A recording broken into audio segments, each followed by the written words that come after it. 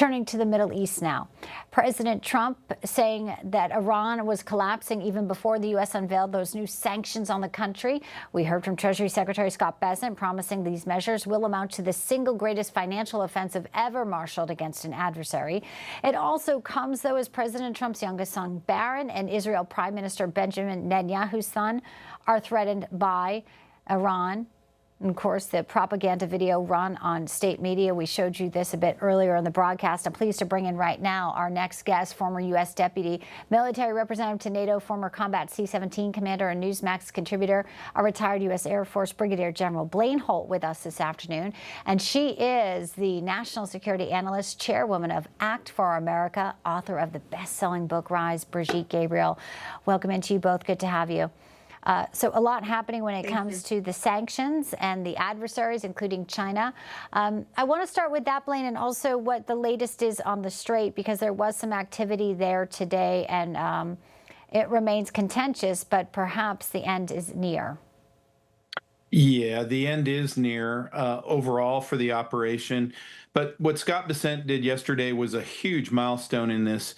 It means that we're getting to the conditions where we can now turn this over to the Iranian people. And we're hearing rumblings of that happening in Iran right now.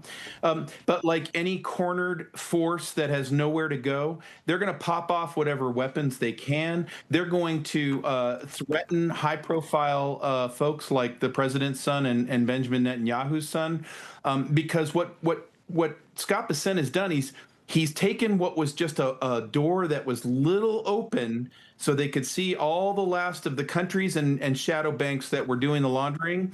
And yesterday with the D-Day announcement, he sealed it shut. There's no more money. There's no more anything. And now the Iranian people know they have to be with these revolutionaries. They're going to pick up the baton here real soon. All right. China had really been supporting Iran with the oil purchases, Brigitte. Today, China welcomed in King Abdullah of Jordan to Beijing.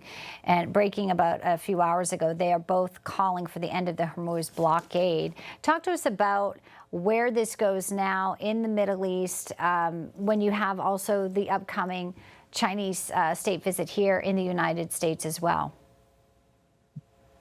Well, we are witnessing the last phase of the war with Iran, and this is where we, the United States, are pulling all the pressure on everything, doing business with Iran, supporting Iran, staying alive, and propping Iran. And China is the lead country in that. And that's exactly why Secretary Bessent yesterday was very clear that with the second phase, we are going after, with the sanction, any country that is supporting Iran, the banks that are supporting Iran, and he didn't mince any words. And this is exactly where allies are coming to the United States side.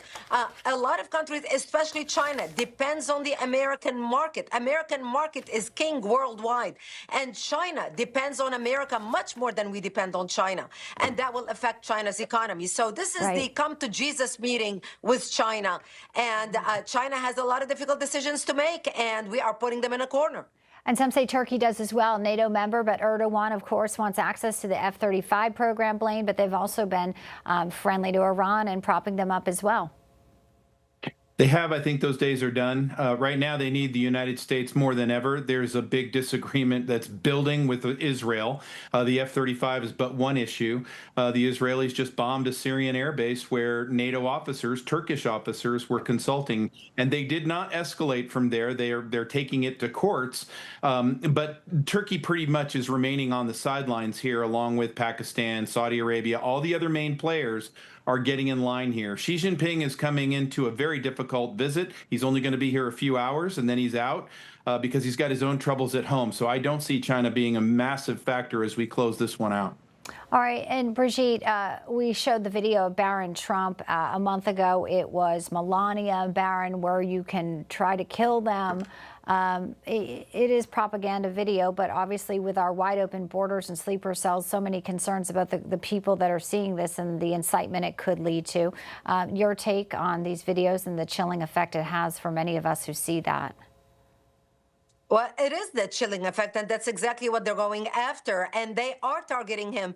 The scary part is how many people they have on the inside to get them such accurate information. Remember what they did with Ivanka Trump, releasing literally a map of her home. They knew exactly how the home looked like on the inside. Melania, where she shops, people monitoring Barron. So they are going to go after high personalities. They are dying, and in a country that is dying, people that are dying will do anything they can to kill anybody in their way, knowing that they are going down. And that's where Iran is right now. The Secret Service is ramping up security around all the high figures that Iran has targeted and named as target, as well as securing our other soft target, like our water supply, our electric grid, our banking institution. We know that Iran is going to try to strike. They cannot strike militarily, but this is how they're going to be able to strike America. Well, incredible At least insights. At least try, exactly. And the sanctions, of course, just getting started. Appreciate you both with your incredible perspective. Blaine Holt, Brigitte Gabriel, thank you very much.